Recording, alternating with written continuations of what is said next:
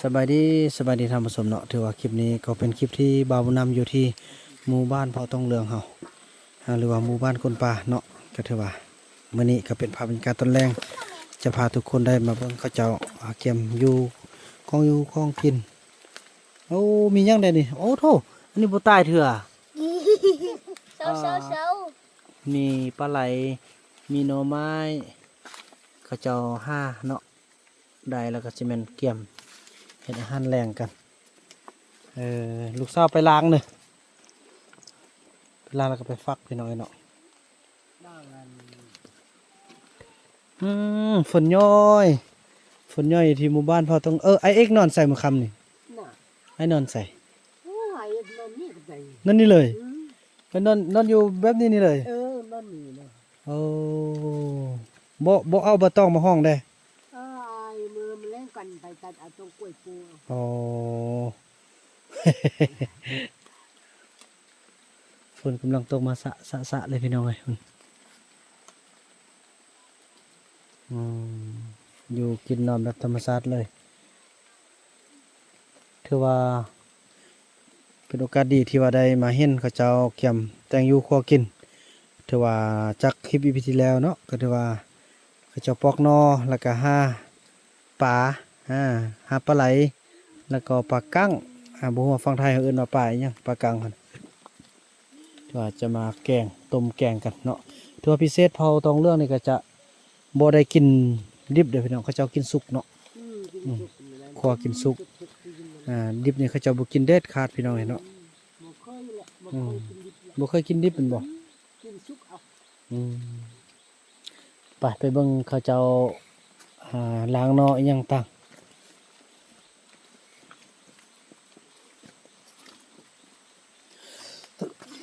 อันนี้เป็นเครื่องเขาเจ้าได้นี่ตาก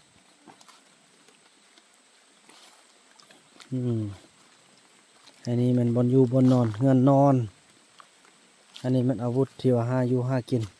โอ้อันนี้ก็เป็นนอได้นี่นะเนี่ยโอ้อันนี้ของผู้เด้อนี่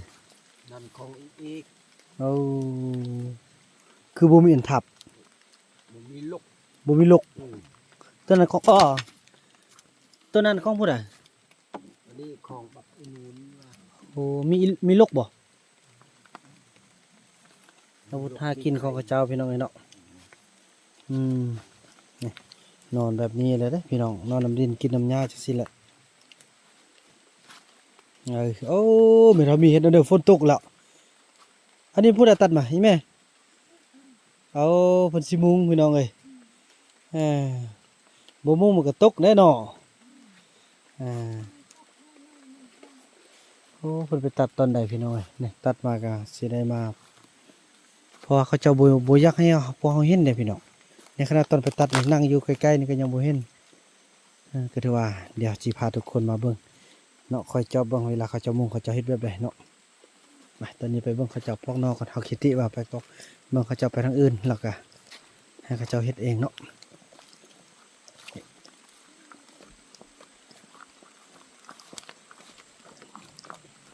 เจ้าไปปอกอยู่ไสโอ้ปอกอยู่พูนเด้โอ้ปอกอยู่นี่ปอกนออยู่นี่เลยน้องมุกเฮา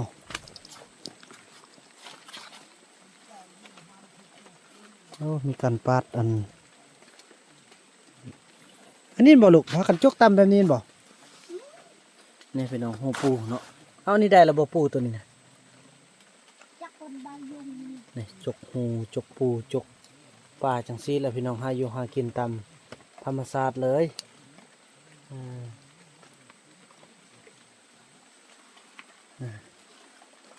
พี่น้องเนาะก็ถือว่ามีเลือดจะทายบ่ได้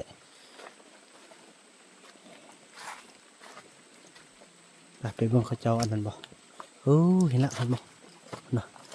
เห็นแล้วพี่น้องเลยไปเขาเจ้าอยากเสื่องเลยบ่อยากให้ผู้อื่นได้เห็นเลยพี่น้องนี่เกือบแล้วแล้วขนาดไปบุดเดียวนะคนได้เห็นนำกันเต็มที่แล้ววันนี้นี่เกือบแล้วเกือบบ่ได้เห็น บ่เดียวบ่สุดท้ายพี่น้องเอ้ย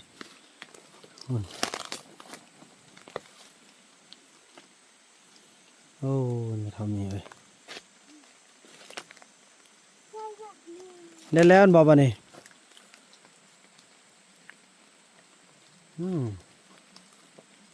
นี่ซื่อๆเด้อพี่น้องเอ้ยโอ้ดังไฟแล้วกล้องน้อยๆหนึงยุงเอาไปต้องปกละ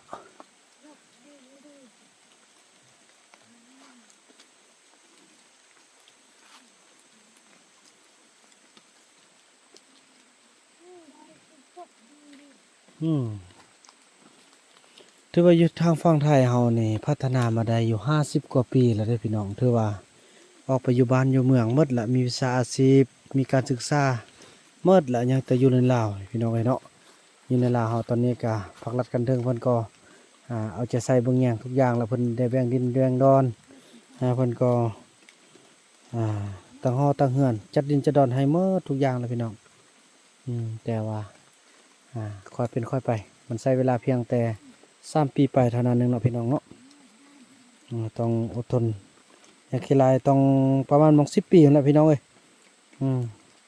ยังสะเนาะประมาณ10 ปีเบานํคิดว่าพอมันเนี่ยจำนวนคนมันน้อยอยู่ฝั่งลาวเนาะอยู่ทางฝั่งไทยมันหลายเด้อยู่ฝั่งไทยเฮามีอยู่460ปลายกว่าคนพี่น้องเนาะอยู่ที่จังหวัดแพร่จังหวัดน่านมี5 หมู่บ้านเนาะนี่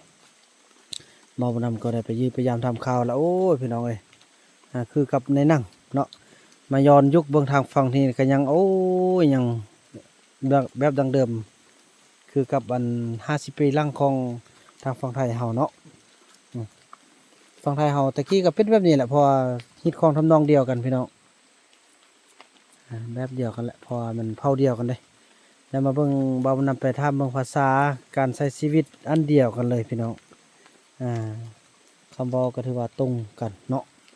เป็นเผ่าเดียวที่ว่าแยกตัวออกจากกันประมาณ100 กว่าปีได้พี่น้องเนาะก็จะแยกกันมานะ100 กว่าปีแล้วจึงมาพัฒนา50 ปลายกว่าปีแสดงว่าเผ่านี้มันจะเกิดที่ว่าอยู่ในป่านี่ประมาณ200 กว่าปีแล้วพี่น้องเกิดมาเนี่ยเนาะนี่อันนี้แบบดั้งเดิมอีหลีพี่น้องเอ้ยอยู่ทางฝั่งไทยเอิ้นว่ามาราบีเนาะแต่ที่จริงเราทำก็อยู่พี่ก็จะเอิ้นว่ามาบริที่จริงอันเดียวกันพี่น้องอันเดียวกันเลยมาบริกับมาราบีนี่อันเดียวกันศัพท์เดียวคำเบาเดียวกัน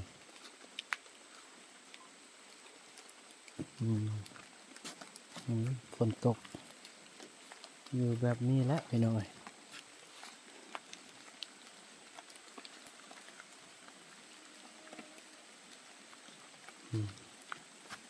โอ้มีถากเด้ถากขึ้นคอบาดหนึ่งละคัน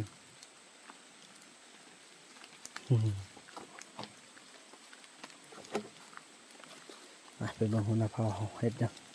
เขาจะเอามาแล้วบ่ลูกสาวเพิ่นไปซอยเนาะไปซอยไปฟักพี่น้องเอ้ย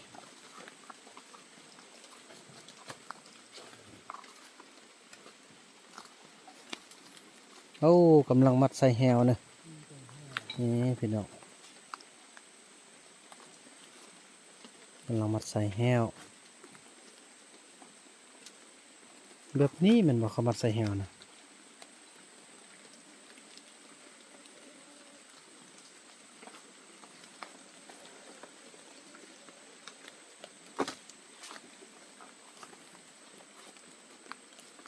โ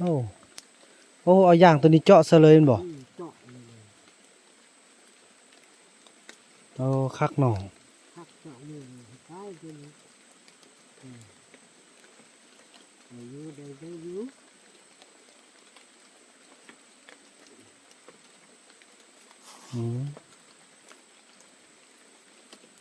แล้วไป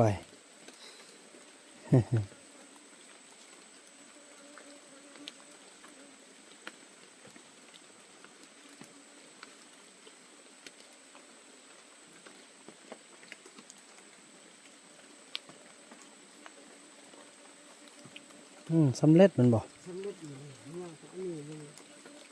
หลัง ข้างล่าง อืมแบบนี้เลยใส่หรือว่าเสือกที่นั่นเนาะพี่น้องเนาะ